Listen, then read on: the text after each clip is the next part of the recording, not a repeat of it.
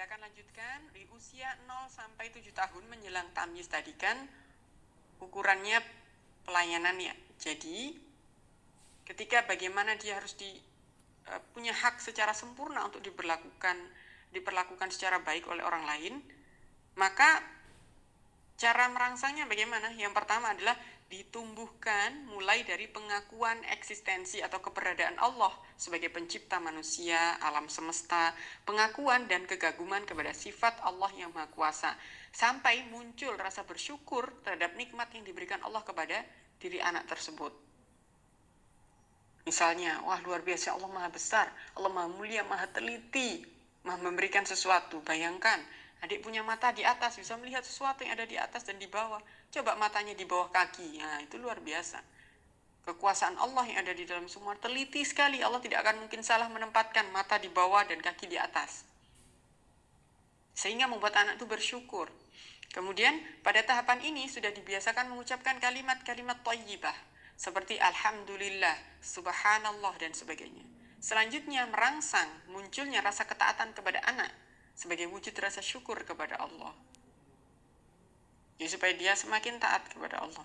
Jadi kalau melihat sesuatu, masya Allah, indah sekali ini gitu. Sering lisannya mengucapkan kalimat thayyibah, maka Allah akan lembutkan hati anak tersebut.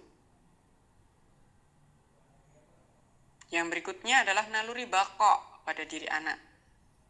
0 sampai 6 tahun ini ditumbuhkan mulai dari yang pertama memunculkan rasa aman, tidak berkembang rasa takut terhadap sesuatu yang baru dikenal. Makanya nggak boleh nakut-nakutin anak. Ada cicak, ada cicak, jijik gitu. Ya ada kucing, ada apa, takut. Kalau ibunya takut kepada hewan-hewan tersebut, upayakan di depan anak pura-pura tidak takut supaya dia tidak takut. Bukan dalam rangka berbohong, tapi dalam rangka menstimulasi supaya anak itu pemberani. Kemudian memunculkan rasa eksistensi diri, merangsang keinginannya untuk bermain bersama dengan saudaranya dan temannya, tidak boleh malu.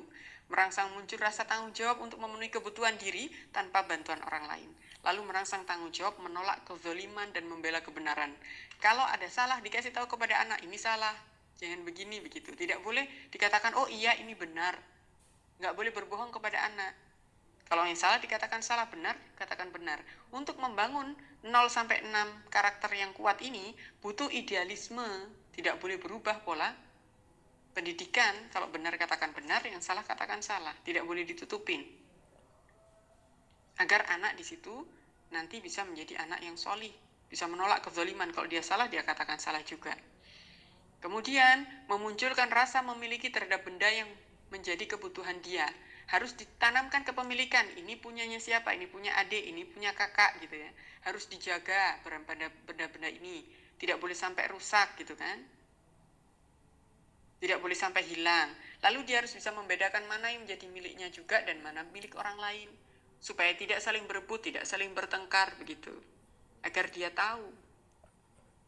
Dan bila ingin menggunakan milik orang lain harus izin terlebih dahulu. Sudah ditanamkan adab di sini. Kalau dia tahu miliknya mana, dia tahu milik orang lain mana, maka dia tidak akan mudah memiliki punya orang lain tanpa izin.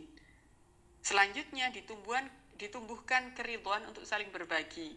Dimulai berbagi kepada saudaranya, lalu kepada temannya itu. Yang berikutnya adalah naluri nau atau naluri kasih sayang.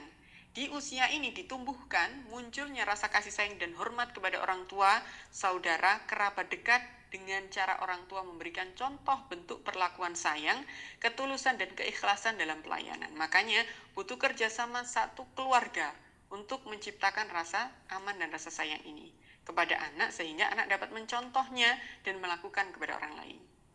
Yang berikutnya adalah identifikasi perbedaan laki-laki dan perempuan dan posisi anggota keluarga. Ini ibu fungsinya, ini ayah untuk mencari nafkah, ibu di dalam rumah untuk mengurusi anak-anaknya, memberi kasih sayang kepada anak-anaknya gitu. Sehingga dia tahu bedanya laki-laki dan perempuan, tugas masing-masing. Dia tidak saling menuntut kepada kakaknya yang perempuan, dia minta sholat pakai mukernah misalnya. Padahal dia laki-laki, jadi harus tahu posisinya mana laki-laki dan mana perempuan. Bagaimana laki-laki dan bagaimana perempuan.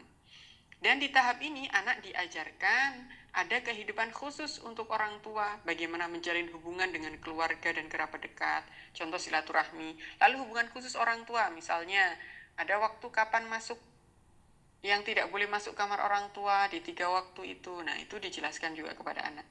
Penanaman adab juga di usia 2-6 tahun ini.